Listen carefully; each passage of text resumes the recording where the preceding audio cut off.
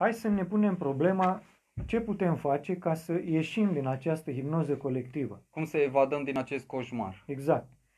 Și aici întrebarea primordială ar fi, pornind de la constatarea că unii oameni sunt hipnotizați, iar alții nu sunt. Unii oameni rămân lucizi. Ce diferențiază cele două categorii? De ce cu aceleași metode pe unii prostești, pe alții nu? Răspunsul este că cei din a doua categorie au un gen de mecanism cognitiv, aparat cognitiv, mai integrator. Ei pur și simplu prin intuiție sezează că în lume totul este corelat, că nimic nu este întâmplător, că... Deci, intuițiile ne pot salva. Deci, să fim mai mult decât propria noastră rațiune. Deci, aparatul nostru cognitiv nu este suficient. Lucrează pe mai multe planuri. Și noi putem lucra pe planul simplu mental, în care ești ca un calculator, în care, după cum am zis, dacă ai primit informația că cu tare chestie masca e bună, atunci tu te comporți ca atare. Dar există și un nivel superior al cunoașterii, al mecanismului cognitiv, iar ăsta este prin intuiție. Intuiția ce face?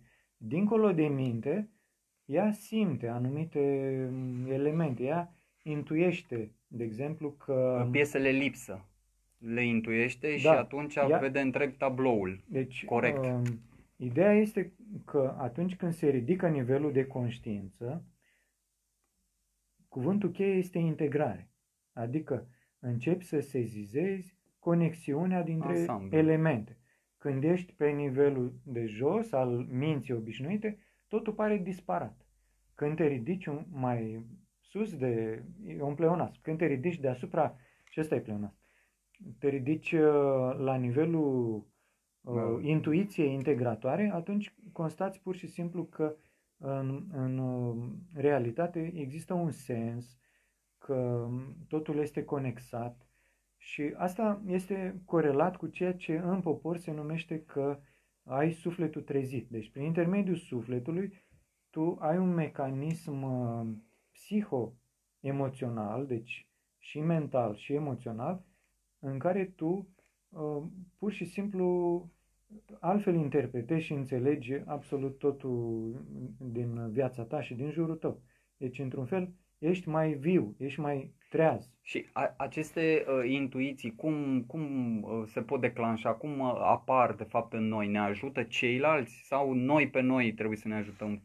Cum vezi scăparea? Prin noi sau prin ceilalți în care avem încredere? Da, oamenii se nasc, acum nu vreau să intru prea mult pe discuția termenilor filozofici și corectitudinea politică, dar ca înzestrări, oamenii se nasc diferiți. Unul se naște mai inteligent, altul mai puțin, altul e mai talentat la fotbal, altul la pictură. Deci ne naștem cu înzestrări diferite. Și dincolo de modul în care ne naștem, contează foarte mult educația. Uite, să evocăm un experiment. Au fost, de fapt, experimente. E o situație de viață. Au fost unii copii care s-au născut în sălbăticie și de ei au avut grijă maimuțe, lupi, s-au făcut chiar și desene animate, știți, cu situații de genul ăsta. Tarzan și altele. Și se constată că dacă acel copil nu s-a dezvoltat psihomental până la o anumită vârstă, el nu mai poate fi educat. Deci dacă, să zicem, un astfel de copil s-a născut în sălbăticie și tu l-ai găsit la 14 ani și după aia vei să-l înveți să scrie, să citească, să se îmbrace la costum. Că sunt evident niște carențe și vii să-l completezi. El va avea tendința să se ducă în pădure și să alerge cu animalele de pe acolo. Sau dacă n-a învățat limbajul la momentul potrivit, nu-l mai poți învăța să vorbească. Exact. Sunt niște sau blocade. Să meargă pe două picioare. Sau au fost făcute niște experimente cu niște pui de mâță, au fost născuți într-o cușcă cu zăbrele și ele așa au și-au setat imaginea despre realitate, că se vede prin niște zăbrele. Când le-ai scos din cușcă, erau total dezorientați. Deci se simt ca în brațele mamei lor atunci când văd acele zăbrele. Deci Că s-au învățat așa. este foarte important, dincolo de înzestrările pe care le avem la naștere, cum suntem educați.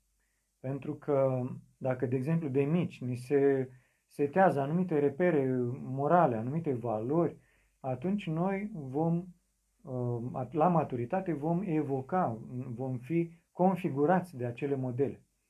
Deci, Așadar, educația este o programare, fie că vorbim de exact. educație înspre bine sau înspre Și rău. Sau, o componentă esențială a educației este educația spirituală. Noi suntem obișnuiți să luăm în considerare numai educația asta, matematică, română, geografie, da. dar în trecut religia, de exemplu, avea o pondere foarte mare. Mulți dascăli aveau conexiuni cu biserica și Textele sacre erau învățate pe de rost, Da. nu se scriau, Păi nu se existau. transmiteau prin viu grai. Da. Deci educația spirituală era ceva elementar, adică de la o pincă până la vlădică, cum ar veni și conducătorul țării, cum ar fi, știm, toți domnitorii români aveau un duhovnic. Pentru ei era esențial să aibă această ghidare spirituală, această încuvințare divină. Nici nu se concepea să n-ai un model. Odată cu secularizarea și cu Revoluția franceză s-au instituit noi paradigme. Vedeți, vorbim tot de setarea unor paradigme în mentalul colectiv. Și secularizarea ce a făcut? A zis că gata, nu mai vă băgați voi, cei de la biserică, în viața civilă. Cine vrea neapărat să creadă în Dumnezeu, să se ducă la biserică. Aici treburile statului le decid cei care pun problema fără Dumnezeu. Știi? Și aparent era logic, pentru că ei ce au făcut? Au zis că uite ce a făcut religia, a declanșat anumite dogme, războaie, violență. Deci atunci noi care punem libertate, egalitate, fraternitate mai presus de orice, noi vom instaura democrație. Pe când un sistem teocratic ce presupune? Ai o ierarhie. Vedeți că democrația induce și un gen de anarhie, pentru că ci că este puterea poporului. Dar de fapt poporul mandatează, crede el că mandatează niște reprezentanți, dar acești reprezentanți au interese personale care sunt ascunse în spatele unor măști. Așa că democrația este... Bine, am spus, dar nu te contrazici așa puțin, pentru că cei, așa zisul stat ascuns, acești demoniați, sau nici nu știu cum să le spun, sunt constituiți și ei pe un fel de piramidă, pe o anumită structură. Păi și nu te contrazici cu sistemul teocratic, că era bine să fie așa? Deci, ierarhiile sunt de două feluri. Ierarhii divine și ierarhii demonice. Ierarhia care există sub formă de piramidă și controlează statul este o ierarhie malefică. Pe când care ne vor pe toți sclavi. Ei au avut nevoie mai întâi să demonteze ierarhiile benefice, pentru că era religia, erau aristocrația, familiile regale și într-o anumită măsură se respecta o anumită tradiție de bun simț. Pe când odată ce ai distrus această ierarhie și ai zis că toți suntem egali, hai să delegăm niște reprezentanți ai noștri, ai poporului, care toți suntem egali, și atunci ia să fiu eu reprezentantul care vreau binele vostru al tuturor. Da, eu de fapt, zic așa, ipotetic, aș avea interese care sunt ascunse. Bun, cred că e clară ideea. Deci revin la cum ieșim din hipnoza colectivă. Este esențial ca prin această educație, atât în termenii laici, cât și în termenii spirituali, să trezim aceste facultăți interioare care țin de trezirea conștiinței, de acea intuiție integratoare, de suflet, îi putem spune, pentru că sufletul este firul care ne leagă de Dumnezeu. Deci, noi nu îl putem percepe pe Dumnezeu cu pipăitul, cu văzul, cu auzul. Deci, avem nevoie de niște instrumente superioare, cognitive. Iar Sufletul ne ajută. când vorbesc de suflet, este ceea ce simți, de exemplu, când faci o rugăciune și simți așa cum parcă a coborât o lumină, o căldură, o conștiință asupra ta. Simți că există o conștiință integratoare. Asta nu poți percepe cu mintea, numai cu intuiția spirituală, numai cu sufletul. Deci, să reținem, pentru a ieși din hipnoza colectivă este necesar să ne trezim anumite structuri interioare mai înalte, între care esențială este sufletul. Sufletul este legătura dintre conștiința individuală și Dumnezeu. Iar ceea ce fac acești păpușari este, dacă o să ne uităm la ceea ce ne solicită, vom identifica exact mijloacele prin care vor să ne taie legătura cu divinitatea, pentru că ne amorțesc sufletul. De exemplu, stați în casă, nu vă duceți la biserică, nu vă duceți la pelerinaje. La votare aveți voie să vă duceți, dar la Sfânta Paraschiva nu, pentru că acolo e carcalacul. Deci e ca un fel de ritual. Ritualul religios nu este bun, noile ritualuri, să zicem, sunt acceptate pentru că îi certifică pe ei. Deci asta e o rupere a divinității. Deci închizi bisericile, evident, și deschizi alte canale care sunt controlabile pentru ei. Prin biserici ei nu pot controla pe credincioși, prin vot îi poți controla, pentru că le dai iluzia că au votat și că au pus ei niște oameni sus. Dar, e o discuție întreagă cu STS-ul. Așa cum am spus de mai multe ori și practic ăsta este mesajul principal, să înțelegem că totul este o înscenare, totul este un spectacol, iar ei doar se prefac că discută pe temeiuri de adevăr, în realitate ei se prefac. Deci jonglează pur și simplu. Aici aveți voie, acum nu aveți voie, dar privind lucrurile din această perspectivă integratoare, intuitivă, deși nici măcar nu e foarte greu să-ți dai seama. Deci individul remarci planul. În ultimii zeci de ani a slăbit, deci nu mai are aceeași forță și războiul împotriva noastră continuă și e un război subtil, aș putea spune acum, împotriva sufletului nostru. De aceea suntem prigoniți. Deci eu văd prin interzicerea acestor pelerinaje o prigoană împotriva creștinilor. Exact. Deci despre trezirea sufletului vreau să mai zic că, bine, așa poate mulți nu sunt obișnuiți cu această exprimare, dar mă refer trezirea acestei intuiții superioare care ceea ce avem noi mai bun, e comoara noastră interioară. Te face să ridici acea barieră psihologică, astfel încât sugestiile perverse din exterior să nu mai fie parate. Să nu mai poată să intre în subconștientul tău și să te seteze. Deci să fie ca un fel de blindaj, să contracareze răul din exterior. Da, și de asemenea, chiar dacă, să zicem, noi avem sau am avut o anumită intuiție, trebuie să știm cum să o menținem, cum să menținem sufletul viu. Și iată câteva exemple. Deci, în primul rând, este iubirea. Atunci când iubești, pur și simplu sufletul înflorește, luminează, se încălzește, se dilată. Altfel, fără iubire suntem morți. Sufletele sunt moarte. De asemenea, prin bun simț, un om care are această percepție emoțională și mentală a conexiunii universale, el are bun simț. El, într-un mod intuitiv, știe că trebuie să facă binele, că trebuie să fie politicos. El nu poate fi bădăran și nesimțit. Deci, starea de bun simț este un indiciu al trezirii sufletului.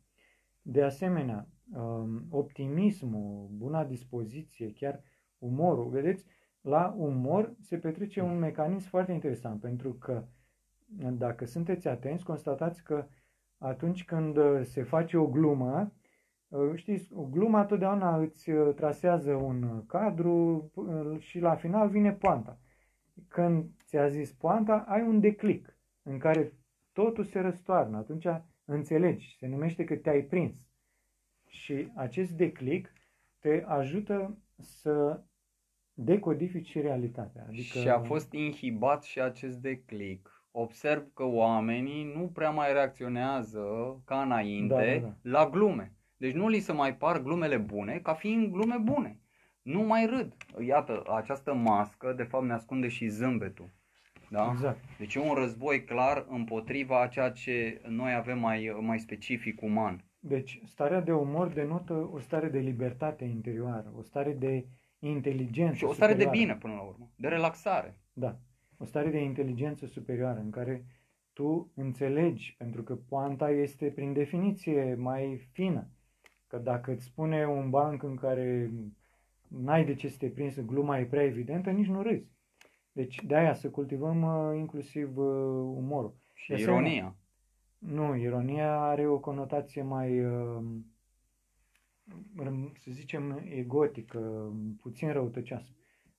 Adică depinde. Poate să fie înțeleasă destul de ușor ca fiind împotriva cuiva. Da. De asemenea, starea de bucurie, adică să te bucuri că existi. Oamenii care sunt triști, ei automat își reduc puterea de cuprindere mentală. Când te bucuri, ești generos. Nu-ți mai este frică. Asta este, vedeți, tocmai cu asta ne confruntăm în pandemie. Ei reușesc să ne mențină cu nivelul acela psihologic foarte jos, bariera conștient-subconștient, tocmai prin panică. Deci îți scad nivelul de conștiință, nivelul de vibrație. De asemenea, prin starea de puritate ne menținem sufletul viu.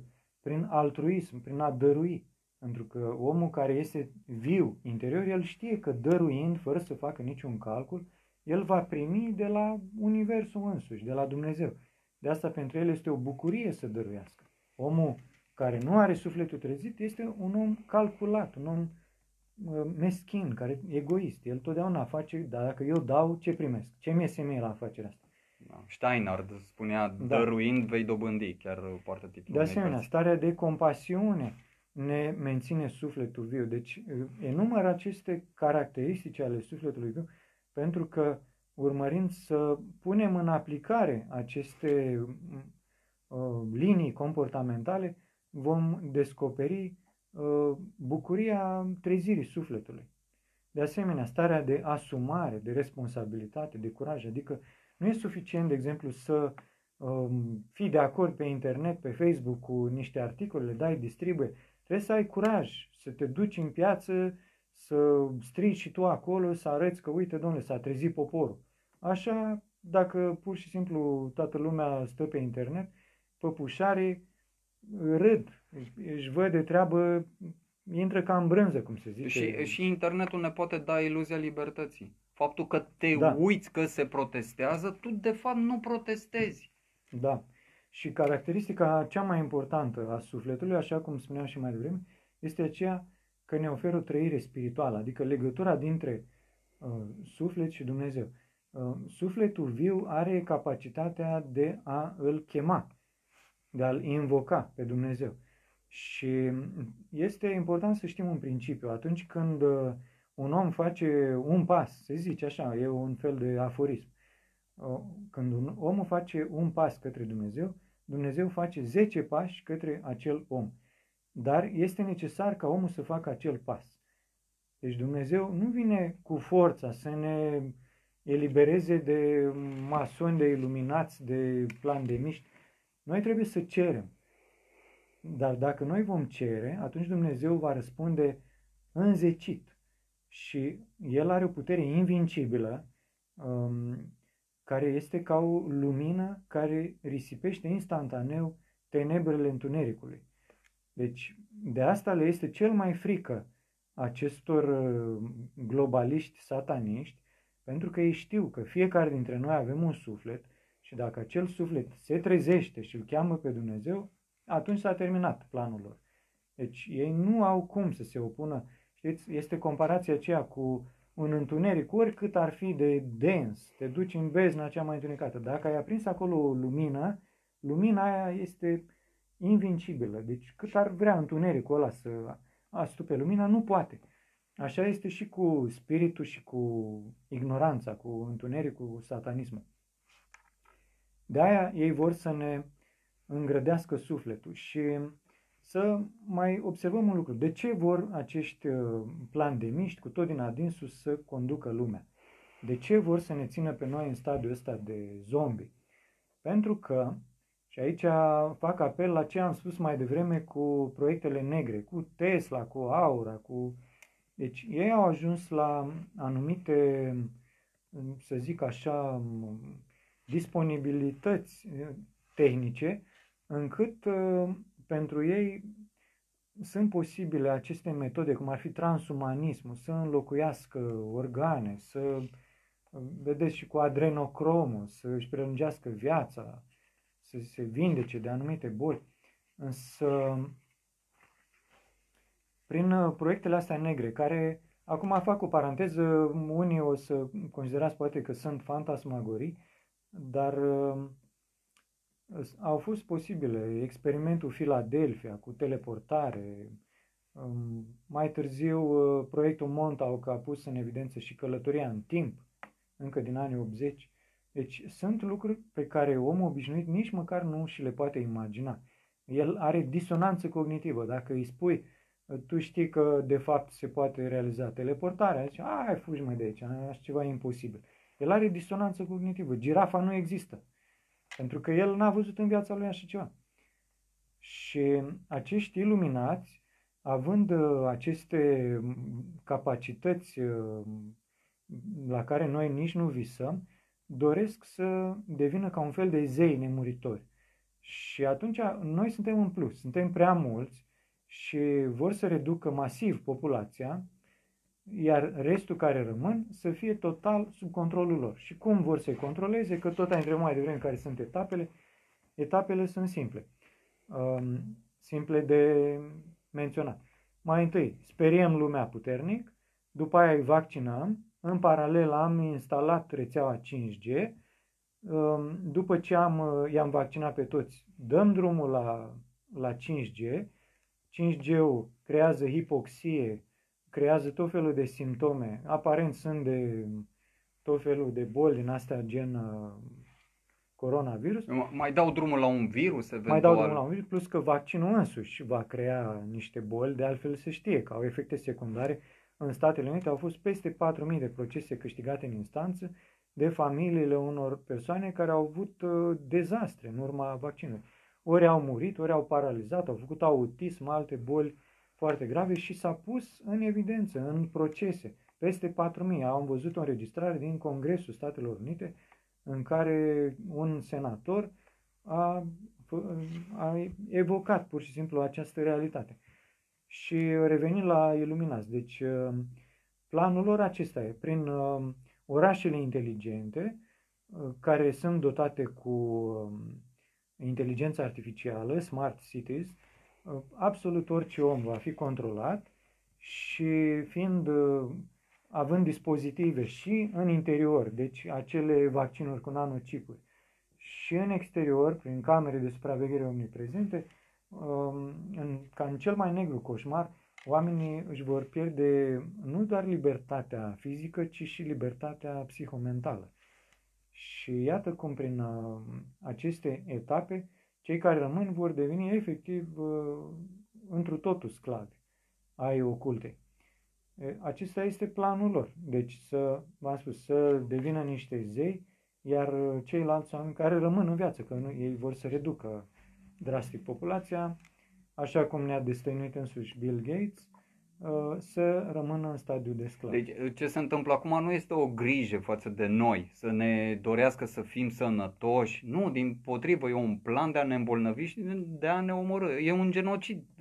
E o etapă a unui genocid. Este global. Etapa finală de instaurare a ceea ce ei numesc noua ordine mondială. Eu îl numesc al treilea război mondial. Deci pentru mine pandemia e același nume pentru al treilea război mondial. Da, acum, întrebarea firească este ce putem face în fața acestui tablou general. Deci, la modul cel mai concret, deci nu cu teorii filozofice, cu, știu și eu, chestii fantasmagorice, pe care unii le-ar putea considera fantasmagorice. La modul concret este necesar să ne dezvoltăm discernământul, adică gândirea critică. Ce înseamnă? În antichitate, asta era denumit prin sintagma sic cogito, adică gândesc cu propriul meu cap. Dacă noi nu gândim, suntem gândiți. Adică sugestiile devin nu doar configurări, ci comenzi. Și gândirea critică ce înseamnă? Înseamnă să îți pui problema pentru tine, la modul sincer, să zici, ia să vedem, ce-o fi cu pandemia asta? Oare chiar așa o fi cu, uite, hai să zicem cu numărul de cazuri? Oare chiar sunt asimptomatici ăștia așa de periculoși, cu retestările, cu statisticile, cu mort de coronavirus egal mort cu coronavirus? Deci sunt o felul de chestii care disonează pentru un om care are această intuiție integratoare, îi sună ca niște note false. Deci marea majoritate se lasă gândiți de televizor. Da, deci a te uita la televizor fără o gândire critică, adică pur și simplu dacă a zis la televizor înseamnă că așa e, denotă că ești pur și simplu lipsit de acest instrument care se numește discernământ. Și atunci, sigur, dacă are o influență atât de mare, este mai bine ca o perioadă să nu te mai uiți la televizor și să cauți să te documentezi prin efortul tău personal, adică să te uiți cum face jurnalistul de investigație sau chiar la proces, la judecată. Ascultă și o parte și cealaltă. Zici, ia uite mă ce zic ăștia, Atu Dorei și cu Bănulescu. Dar pe de altă, ia uite ce zice Bill Gates. Și atunci el gândește cu propriul cap. Deci ăsta este primul pas. După ce ai ajuns cât de cât la o concluzie, distribui informația, îi ajuți și pe alții să înțeleagă. Unora care ne privesc, li se pare absurd să te deconectezi de televizor când televizorul pentru ei este o sursă de adevăr. Da. Nici de cum doar o sursă de informație. E Deci, sursă de adevăr, e adevărul însuși. Bun, foarte bine, uitați-vă în continuare la televizor, dar urmăriți să înțelegeți și ce zic cei de pe internet care au o părere opusă. Analizați un pic punctul lor de vedere, într-un mod logic, că tot vorbim de palierele astea psihologic și rațional. Chiar folosim palierul rațional. Puteți să deduceți adevărul. Mi-amintesc când Băsescu spunea să nu ne mai uităm la Antena 3, dacă îți mai aduce aminte. Dar și personajul acesta este negativ pentru societatea românească. Nu vă uitați la Antena 3, dar uitați-vă la realitate. La irealitatea, da. Bun, pasul 2, deci după ce gândim critic. Acum, sigur, unii nu vor fi capabili din start să gândească critic și vor spune, m-am lămurit, pe internet totul e teoria conspirației, mai bine mă uit la surse sigure, așa cum îmi spun chiar autoritățile, nu mă mai uit eu la fake news. Mă uit, uite, ce mi-a zis primul ministru cu președintele, că dacă nici în ăștia n-am credit, cei mai deștepți oameni din țară, la OMS. Bun. După aia, pasul 2, în caz că ai trecut de pasul 1, este implicare civică. Deci ai rupt un rând de lanțuri, adică, să zicem, ai dus mai departe de televizor. Da. Să înțelegem că odată ce, să zicem, am ajuns la niște concluzii, da, dom'le, uite că televizorul ne minte și distribui eu acum 10 articole de pe internet să afle tot poporul care e treaba de fapt cu coronavirus. Nu e suficient. E bine că facem asta, dar nu e suficient pentru că, așa cum am zis și mai devreme, degeaba suntem viteji pe internet, pe Facebook, pentru că ursul merge mai departe. Câinii latră, ursul merge mai departe. Ei o să se prefacă că au dezbateri publice, că ne-au răspuns la toate nelămuririle și gata, noi. Hai să ne vaccinăm, hai că e bun și 5G-ul, inteligența artificială, orașele inteligente, trăiască noua ordine mondială. Nu? Deci cam asta este cu implicarea civică. Dacă nu ieșim în stradă, nu facem scandal, nu-i dăm în judecată, petiții, tot ce presupune.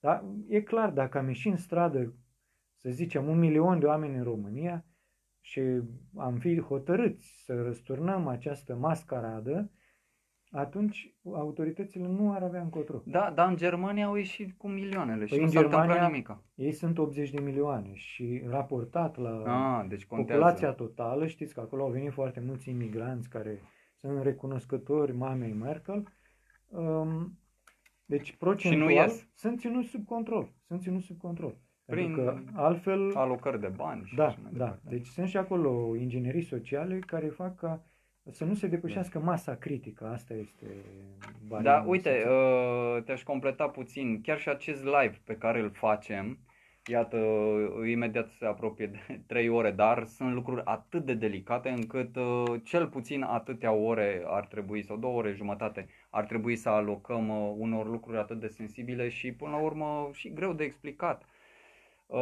Acest live nu este suficient. Noi am fost și la proteste. Da. Chiar și așa nu este suficient să faci live-uri curajoase, pentru că e un act de curaj. Adică să nu credem că statul se uită la noi și ne râde. Nu. Ori să ne controleze suplimentar. Cei care au fost la proteste vor fi controlați suplimentar. Eu am și filmat cum mi se plimbau niște foldere pe calculator. Chiar și faptul că internetul meu, iată, nu merge la capacitate maximă, chiar și acum este închis, noroc că filmez și de pe al tău în același timp. Digi, că eu sunt pe Digi, le fac o reclamă binevenită, adică cu ghilimele, au avut grijă ca să administreze o pedeapsă pentru că am fost la acel protest din piața universității și am filmat 3 ore și jumătate în continuu. Și iată pedeapsa. Acum stă rotița aceea să se gândească să se reîncarce conexiunea la internet. Nu e suficient nici Dar nu e suficient nici live-ul, nici protestul. Asta e. De ce ar mai fi nevoie? Haideți să vedem. Am zis, nu e suficient pe internet să fim mari viteși, nu e suficient nici cu implicarea civică, pentru că vedem că dacă nu ieșim în stradă în număr suficient, chiar dacă îi dăm în judecată, facem petiții, ei se prefac că ne ascultă. După ce am strigat la meeting, ne ducem fiecare acasă și ce am făcut cu asta? Bun, deci sunt sigur, 3 lucruri pe care noi le-am făcut, mai adăugăm și memoriile și evident că petițiile. Nu este nici pe departe zero, contează foarte mult pentru că menținem într-un fel garda sus, conștiința națională, adică foarte mulți oameni care la o grămadă de meeting-uri ne-au scris mesaje că bravo, voi sunteți adevărați români, sunteți plini de curaj, felicitări, sunt mândru de voi, voi sunteți conștiința. Ne-au distribuit postările, filmările. Aceste ieșiri în strada ale noastre, chiar dacă am fost foarte puțin raportat la totalul populației, înseamnă foarte mult. Bun. Al treilea nivel în care putem acționa este cel de care ziceam mai devreme, adică să îl chemăm pe Dumnezeu. Cei care ne trezim sufletul, simțim că avem această lumină, iubire, înțelegere, integrare în inima noastră, să-L chemăm cât mai des pe Dumnezeu. Pentru că, așa cum ziceam, când noi facem un pas, El face 10 și atunci se produc adevărate miracole. Și aici trebuie să mai adaug un element, adică să-l subliniez, că l-am zis și mai devreme. Este vorba despre rezonanța colectivă, pentru că dacă noi vom face această rugăciune împreună, de exemplu, una e să zicem noi Tatăl nostru, fiecare la el acasă de 3 ori, dimineața, seara, când apucă. Și alta e să ne strângem 1000 de oameni și să zicem împreună. Deci vom constata că efectiv cum să zic, o forță amplificată. Da. Este pur și simplu așa ca un strigăt, se deschid cerurile. Și efectul este extraordinar. Și mutăm munții din loc. Deci, până la Iași câți pași sunt? Că ziceai, faci 1, Dumnezeu face 10. Eu simt asta, că trebuie să fiu prezent la Iași. Și spun și celor care se uită la noi că eu deja mi-am făcut rezervare de cameră de hotel. Voi achiziționa cu acele etichete de vacanță ca profesor. Și îmi fac datoria și de creștin. Sunt și pentru alții, că vorbeam de modele, sunt un fel de model. Bine, sunt privilegiat. De exemplu, merg cu un prieten care mi-a pus la dispoziție mașina mică. Altfel, eu nici n-aș fi avut bani ca să ajung acolo. Dar Dumnezeu s-a îngrijit să aibă grijă de acest lucru. Să am cu ce să ajung acolo. Pentru că atât de tare mi-am dorit, încât, iată, totul e aranjat. Cum se zice, cere și ți se va da. Exact. Atunci când noi folosim acest fir de legătură cu Dumnezeu, El cu siguranță ne răspunde. Deci totul e să cerem. Și deci sunt acești trei pași. Gândirea critică, implicarea civică și cererea din inimă, din suflet către Dumnezeu. Dar și cererea către autorități. Bine, mai înainte. Intră la implicarea civică. Implicarea civică, da, proteste, memorii, da. Okay. Vreau să subliniez că nu există opțiune. Adică să avem îndoieli, dacă nu merge, hai mai bine să am și un plan de rezervă, planul B. Nu există un plan de rezervă. Nu există decât opțiunea de a face absolut tot ce depinde de noi, de ca și cum soarta lumii ar depinde de fiecare dintre noi. Să nu așteptăm, lasă că o să facă ăia care se duc la meeting, ce pot eu să fac? Și așa, efortul meu nu contează, sunt prea mic sau oricum, chiar și ce fac ei și odată porniți să nu ne îndoim. Bun, deci mergem până la capăt și nu vreau să zic vorbe mari, dar cu prețul vieții. Decât să fii sclav, pur și simplu trăiești, dar ți-ai pierdut demnitatea, ți-ai pierdut conștiința, sufletul. Te lași călcat în picioare de ceilalți. Mai bine lupți, mori în picioare. Deci e simplu, nu sunt vorbe mari, e absolut singura opțiune. Și în rest, nu putem decât să zicem, Doamne, facă-se voia Ta. Să sperăm și eu am toate motivele să cred că pe lumea asta nu vom fi toți așa izolați și, mă rog, apelăm doar la acești pași. Există și organizații ale binelui care au un gen de servicii secrete care este mult mai, cum să zic, abil din punct de vedere tactic, strategic, să nu te deconspiri. Eu sunt convins că aceste forțe lucrează, sunt servicii și în Statele Unite și în alte țări care s-au organizat și lucrează. Nu este momentul ca ele să iasă în față și să spună noi acum pregătim operațiunea X, pregătiți-vă, ferea Clinton, Obama, că acum a venit să vă arestăm. Știi? Deci aceste forțe există și un mare merit, acum ca să încheiem într-o notă optimistă, paradoxal, toată această pandemie aduce un aspect pozitiv, anume că acești păpușari s-au dat de gol. Dacă până acum un an a spune că există oculta mondială, era teoria conspirației, acum acest lucru este evident. Așa cum se instituie dicteurile OMS-ului și se vede că au o infrastructură care aplică exact în tocmai în toate țările, este evident că oculta există.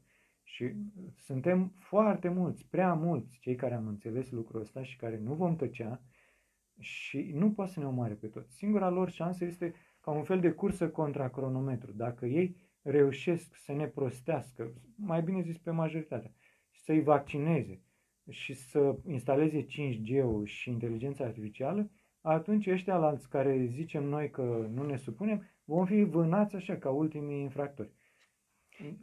Dar cealaltă alternativă este că aceste forțe ale binelui vor acționa în timp util și pandemia va fi răsturnată. Deci vor fi răsturnate toate ordinele lor cu ajutorul lui Dumnezeu.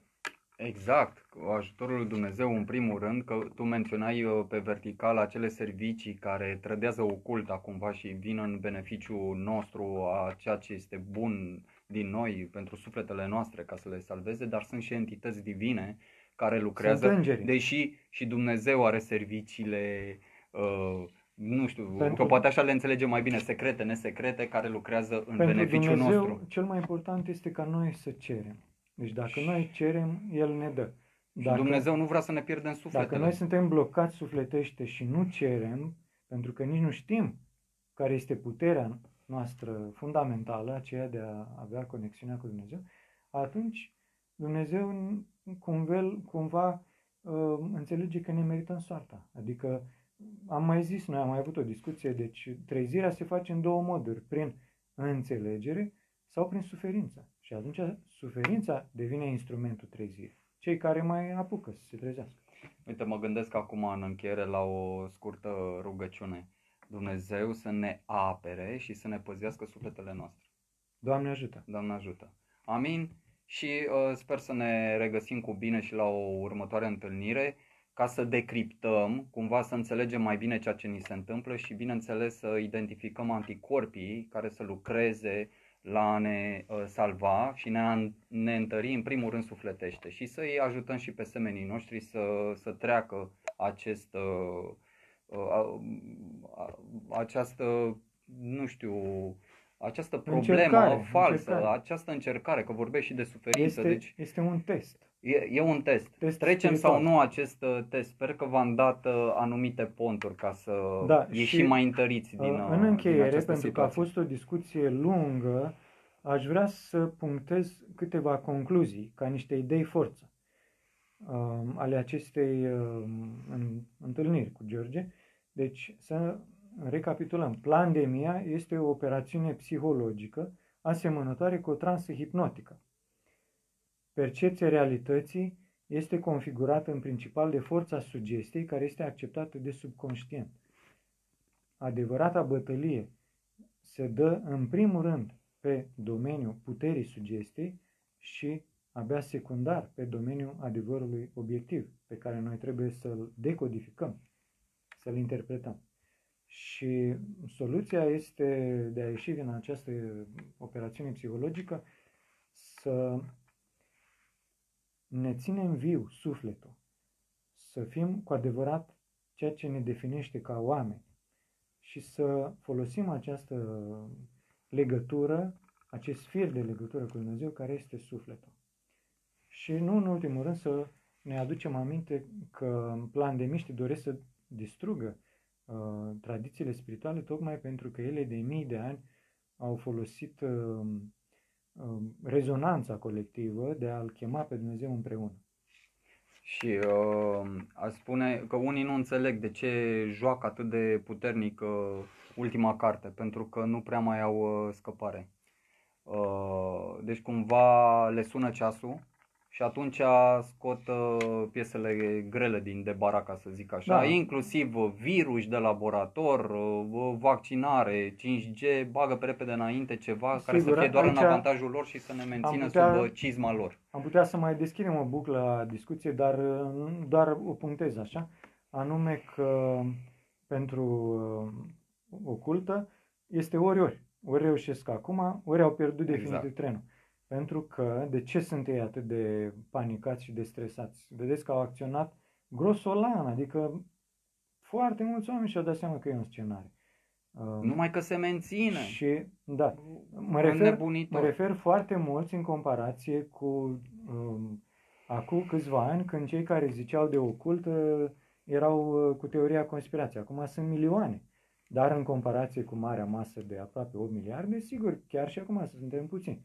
Dar de ce e atât de stresată oculta? Pentru că se produc niște modificări pe planeta Pământ care sunt imbatabile, ireversibile. E vorba de o ridicare a frecvenței de vibrație și atunci tentativa lor disperată și nebunească este să oprească această ridicare de vibrație care e în foarte strânsă legătură cu nivelul de conștiință colectiv. Pentru că dacă oamenii încep să își trezească structurile astea superioare, atunci se produce fenomenul de rezonanță și s-a spulberat toate planurile lor de noua ordine mondială. Însă, dacă noi devenim sclavi și suntem și puțini, atunci, în nebunia lor, își imaginează că planeta mai poate fi menținută pe acest nivel jos. Puțin treziți, la asta te referi, puțin. Puțin treziți. Când suntem puțin treziți, atunci profită. Vreau să mai zic și eu ceva în încheiere. Mi-imaginam acum că noi spunem adevărul, spunem niște lucruri foarte sensibile, care chiar ar trebui să deranjeze oculta foarte tare. Masoneria sau banchierii sau mai știu eu cine. Dar faptul că suntem liberi, puțin le pasă. Imaginează-ți că noi am transmite din celulă. Să spunem că aici noi suntem în Jilava.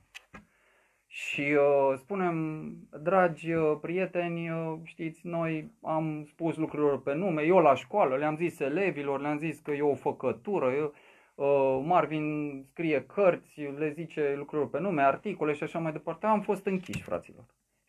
Și atunci n-am mai avea vizualizări 10-20, am avea 10.000 de vizualizări. Și atunci am deranjat și mai tare. Și eu zic, băi, ia lasă-i pe ăștia în libertate, uite-te și tu ce puțin urmăritori au și mai bine așa. Deci noi suntem liberi, tocmai ca să nu avem, paradoxal, tocmai ca să intră în disonanță cognitivă cumva, Da, asta am vrut să tocmai spun ca și să rămânem pe nișă.